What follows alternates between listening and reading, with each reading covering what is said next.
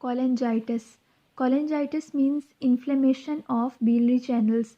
ये common bile duct के अंदर जो स्टोन, अगर इसकी वजह से इन्फ्लेमेशन हो जाए बिलियरी चैनल की, तो उसको हम कहते हैं कोलेंजाइटिस। ठीक है, अब ये पेशेंट किस तरह से प्रेजेंट करते हैं? इन पेशेंट्स के अंदर एक तो फीवर होता है because of infection, inflammation. Secondly pain होता है, और थर्ड इज़ जॉन्डस।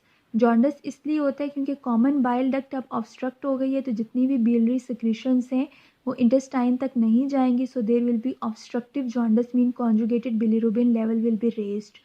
सेकेंडली इनके अंदर पेन कहाँ पे होता है? इनके अंदर राइट हाइपोकॉन्ड्रियम या राइट अपर क्वाड्रेंट में पेन, और एपिगैस्ट्रिक रीजन में भी पेन हो सकता है, क्योंकि जो लिवर का लेफ्ट लोब है वो एपिगैस्ट्रिक रीजन में होता है। तो इसलिए इन पेशेंट्स पे फीवर होता है, पेन, और इसके अलावा इन पेशेंट्स में जॉन्डस होता है। इस ट्राइएड को हम कहते हैं चारकॉट ट्राइएड। समटाइम्स ये कंडीशन प्रोग्रेस करती है और शॉक और मेंटल स्टेटस को भी चेंज कर सकती है, तो इसको हम कहते हैं रेनॉल्ड्स पेंटार्ड। पेंटा मीन 5 कंपोनेंट्स होते हैं रेनॉल्ड्स पेंटार्ड में। तो इस 5 कंपोनेंट्स कौन कौन से होते हैं? फीवर, पेन, जॉन्डस, शॉक और मेंटल स्टेटस चेंज हो जाता है। इन पेशेंट्स को हम किस तरह से डायग्नोज करते हैं? क्योंकि यहाँ पे जॉन्डस है, ऑब्स्ट्रक्टिव जॉन्डस, तो बिलिरुबिन का लेवल रेज्ड होगा। इन्फ्लेमेशन होती है कोलेंजाइटिस में, तो ल्यूकोसाइटोसिस होगी। ठीक है, इन्फ्लेमेशन के अंदर ल्यूकोसाइट काउंट रेज्ड होता है। लिवर के एंजाइम्स रेज्ड होते हैं because of obstruction of the common bile duct.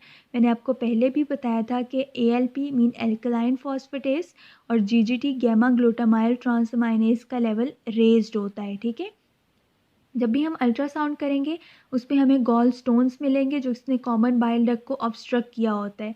इसको हम ट्रीट किस तरह से करते हैं? एक तो हम लोग इन्फेक्शन, इन्फ्लेमेशन के लिए एंटीबायोटिक्स देते हैं, पेन के लिए एनाल्जेसिक्स देते हैं, IV फ्लूइड्स देते हैं, और स्टोन को रिमूव करने के लिए ERCP करते हैं, मीन्स के एंडोस्कोपिक रिट्रोग्रेड कोलेंजियोपेंक्रियाटोग्राफी से हम इस स्टोन को रिमूव करते हैं। और अगर ERCP फेल हो जाए फिर हम लोग PTC करते हैं, मीन पर हेपेटिक परकुटेनियस ट्रांस हेपेटिक कोलेंजियोग्राफी। ठीक है, इसके ज़रिए अगर ERCP फेल हो फिर ये प्रोसीजर करते हैं। इससे हम लोग इस स्टोन को रिमूव करते हैं और इस बिलियरी ट्रैक को क्लियर करते हैं ताकि इन्फ्लेमेशन सेटल हो सके।